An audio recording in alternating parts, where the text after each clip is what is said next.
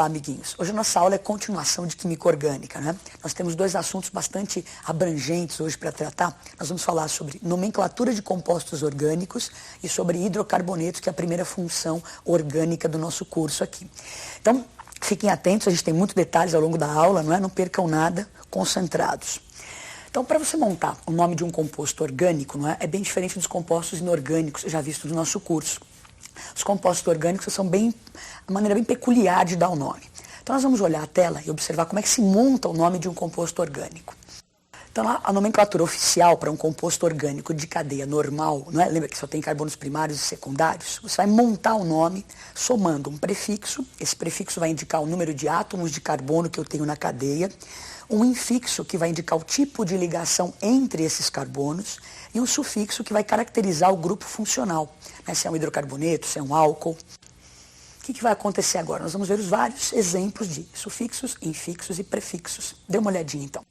Então o prefixo vai indicar o número de átomos de carbono que nós temos na cadeia. Então se tem um átomo de carbono, o prefixo é met, com 2 átomos, o prefixo é et, 3 prop, 4 but, 5 pent, e na sequência 6 hexa, 7 hepta, 8 oct, 9 non e 10 dec.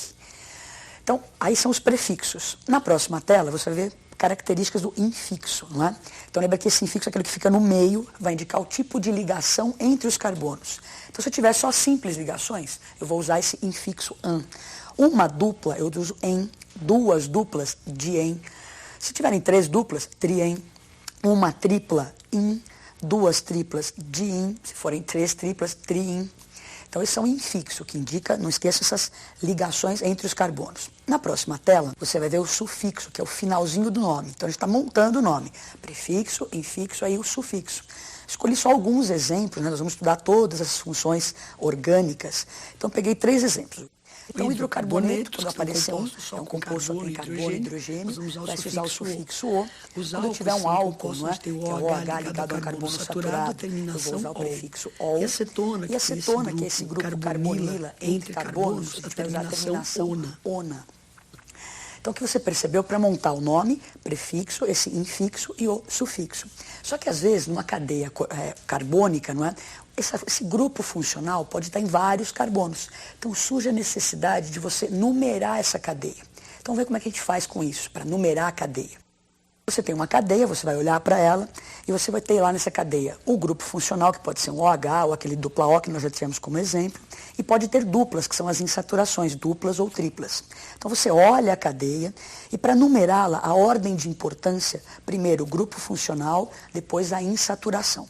Então nós vamos ver alguns exemplos. Você pode olhar a primeira tela aí, então olha só. Nós temos uma cadeia, você observa a primeira cadeia, daí você identifica o OH, que é aquilo que caracterizava os álcoois, não é? Então você vai numerar para indicar a posição desse OH, porque o nome tem que estar condizente com a fórmula. Então a gente vai começar a numerar da extremidade mais próxima aonde está esse grupo funcional. Então eu começo a numerar, nesse caso, da direita para a esquerda. Então o primeiro carbono é o carbono 1, carbono 2, carbono 3, carbono 4, carbono 5. Na hora de dar o nome, então, eu indico lá, o 2 indica a posição desse OH, do grupo funcional. O pent indica os 5 átomos de carbono que nós temos na cadeia. O an, não é, que era o infixo, só simples ligações entre os carbonos. E a terminação ol, que indica o grupo funcional álcool. Então você monta o nome dessa forma. No próximo exemplo, então ao invés de grupo funcional nós temos as insaturações, né? Nesse caso nós temos 3 duplas ligações. Então você bateu o olho, olhou a cadeia, uma cadeia normal, 3 duplas. Vamos numerar então os carbonos para indicar a posição dessas duplas. Só que na hora de numerar, aí no exemplo da sua tela está da esquerda para a direita. Então você tem a dupla no carbono 2, no carbono 3 e no carbono 5. Né? Dupla no carbono 2, 3 e 5. Se você somar 2, 3 e 5, você tem um valor menor do que se você numerar a cadeia da direita para a esquerda.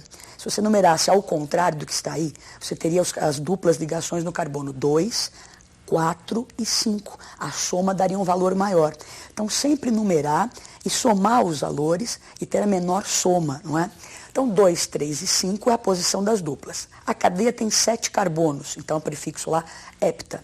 Esse A a gente colocou para emendar bem o nome aí, não é? Como são 3 duplas, trien. E a terminação ou porque é um hidrocarboneto. Então, 2, 3 e 5 indicam as posições das duplas ligações, das insaturações. Bom, então nós vimos que a importância de você numerar a cadeia, não é? Para você localizar grupos funcionais e insaturações para cadeias normais. E quando nós tivermos, então, cadeias ramificadas, cadeias com carbonos terciários, quaternários, como proceder para dar um nome? A primeira coisa que você tem que fazer é escolher o que se chama de cadeia principal. Então vamos ver as características dessa cadeia principal. Então, para escolher essa cadeia principal, não é? Ela deve possuir o grupo funcional, deve estar ligado a essa cadeia, deve englobar o maior número de insaturações, de duplas e triplas possível. E a coisa mais importante, ter o maior número de átomos de carbono. Então, você vai olhar para uma cadeia, vai escolher a cadeia principal. Então, o maior número de átomos de carbono, que contém o grupo funcional, que tem o maior número de insaturações. Então, vamos dar uma olhadinha no exemplo. Então, você olha para uma cadeia, você tem aí uma série de carbonos, a gente tem carbonos terciários, indicando que a cadeia é ramificada. Então, eu tenho que escolher uma sequência com o maior número de átomos de carbono. Se eu começo a numerar da direita para a esquerda, não é? Você vê que sobram aí, então tem a cadeia principal, que é essa que está com uma cor avermelhada aí no seu tela. Daí vai sobrar essas coisinhas penduradas aí que eu chamo de radicais, não é? O que acontece? Nessa situação eu tenho 2 radicais. Se a gente olhar o próximo exemplo, é a mesma cadeia, não é a mesma, só que nós numeramos de uma outra forma. Começamos ali, fomos descendo, não é? Então, carbono 1, 2, 3, 4 e 5. Nessa situação, olha como a gente fica, sobram ali 3 radicais. Então, essa situação seria a situação correta, porque a cadeia principal tem o maior número de átomos de carbono e você tem maior número de ramificações. Então, escolhemos a cadeia principal. Agora, na sequência, se você tem uma cadeia mista, onde você tem uma cadeia aromática ou cíclica e uma cadeia normal pendurada a essa, normalmente a cadeia alicíclica ou ciclo, né, ou a aromática serão a cadeia principal, deixando como ramificação essas cadeias normais estariam penduradas nesse ciclo, não é? Bom, então nós comentamos aí cadeias normais, como se dá o nome, cadeias, quando há ramificações, você escolhe a cadeia principal. Agora, escolhi a cadeia principal, vão sobrar esses radicais. Como é que é o nome desses radicais que sobram ali ao redor da cadeia principal? Dá uma olhadinha no quadro. Então, se um radical tem um átomo de carbono, o nome dos radicais pode terminar em il ou em ila, não é? Então, um carbono seria o radical metil, 2 carbonos, etil. Agora, com 3 carbonos, a gente tem 2 possibilidades, né? Esses 3 carbonos podem estar ligados à cadeia principal, como está aí no seu quadro, ao carbono primário, que seria o N-propil. Se você olhar então na próxima tela, você tem aí 3 carbonos também, só que esses 3 carbonos estariam ligados à cadeia principal pelo carbono secundário. Então seria sec-propil ou isopropil. Na próxima tela, mais alguns exemplos de radicais, não é? Com 6 carbonos, o anel aromático ligado a uma cadeia principal, nós teríamos então o fenil, e com 7 carbonos, o anel e esse carboninho, quando ligado à cadeia principal, seria o radical benzil. Vamos ver agora, agrupando tudo isso que foi dito, não é? Como proceder para dar um nome a uma cadeia ramificada, não é? Vamos lá para o quadro. Então, primeira coisa, você vai dar aquela paquerada na cadeia, não é? Vai localizar os radicais. Então, você escolheu a cadeia principal, localiza os radicais. A localização desses radicais deve ser informada pelo número do carbono da cadeia. Então, a cadeia vai ser numerada a partir daquela ordem de importância que nós já vimos. Primeiro, o grupo funcional, na extremidade mais próxima ao grupo funcional.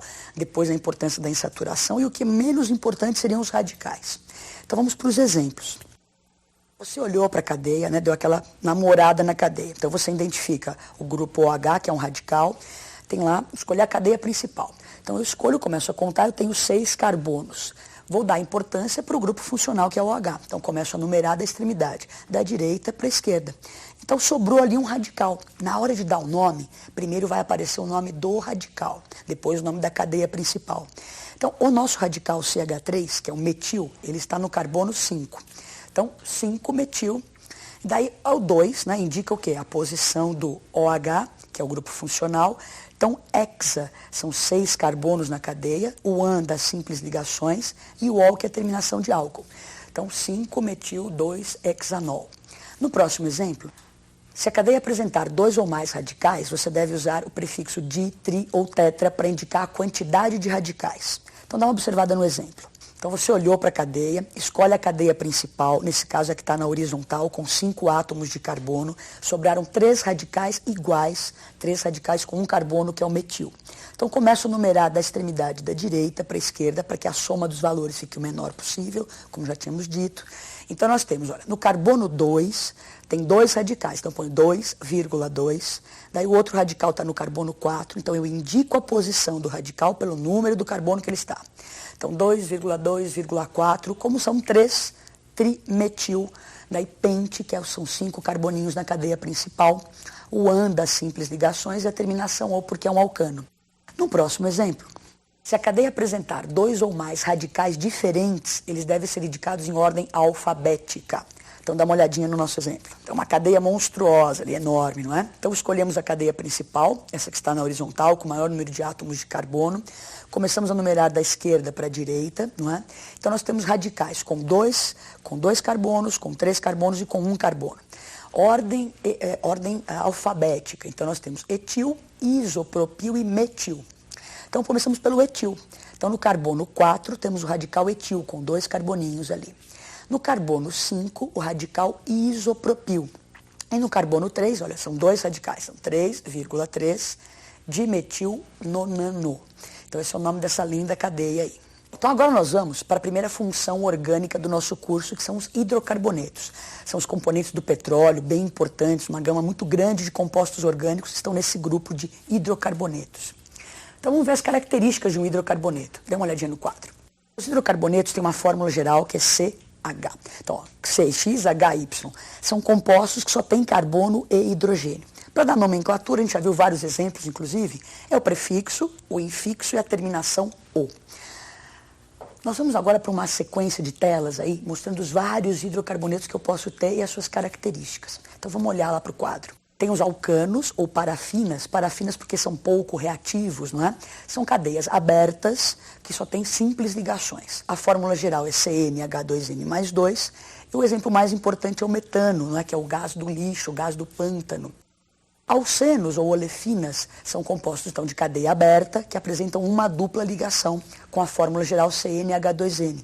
Temos aí o exemplo do eteno, que é usado para amadurecimento de frutas, né, como combustível, é um gás. Na próxima tela, nós temos os alcadienos, não é? Que são compostos também de cadeia aberta, só que apresentam 2 ligações duplas. A fórmula geral CnH2n-2, você tem um exemplo ali, olha, duas duplas ligações. Então é o metil 1,3, esse 1,3 indica a posição das duplas ligações. Butadieno, então bútil 4, o dien 2 duplas, a terminação O de alcanos. Na próxima tela, ainda falando de cadeias abertas, nós temos os alcínios, que são esses compostos, então, com uma tripla ligação, cuja fórmula geral é CnH2n-2. Temos o etino, que é também conhecido como acetileno, usado em maçaricos, não é? Bastante importante esse gás. Na próxima tela, agora começam então os compostos, os hidrocarbonetos de cadeia fechada, cadeia cíclica.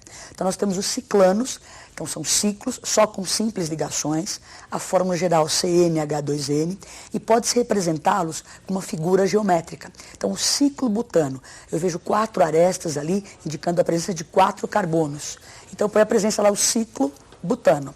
Ciclenos é quando você tem uma dupla ligação. CnH2n-2 é a fórmula geral. E você tem aí um exemplo do ciclo, né, do metilciclopropeno. Então existe a dupla, você faz aqueles 2 tracinhos ali indicando a dupla. Então é mais simples de representar por uma figura geométrica, dá menos trabalho, né, fica mais agradável de olhar ali. E para acabar, nós teríamos hidrocarbonetos aromáticos, não é? Que são cadeias que você tem o anel benzênico como mais importante, anel aromático. Então, sempre que aparecesse 6 carbonos com duplas alternadas, que eu posso fazer aquele círculo no meio, que é o benzeno, não é? Isso tem um grupo aromático, um hidrocarboneto aromático. E embaixo o naftaleno. Bom, demos uma pincelada rápida aí, não é? Nos hidrocarbonetos, terminação O, você lembra disso? Dá uma treinadinha, fez mais exemplos em casa, não é? Nomenclatura e hidrocarbonetos foi o nosso tema de hoje.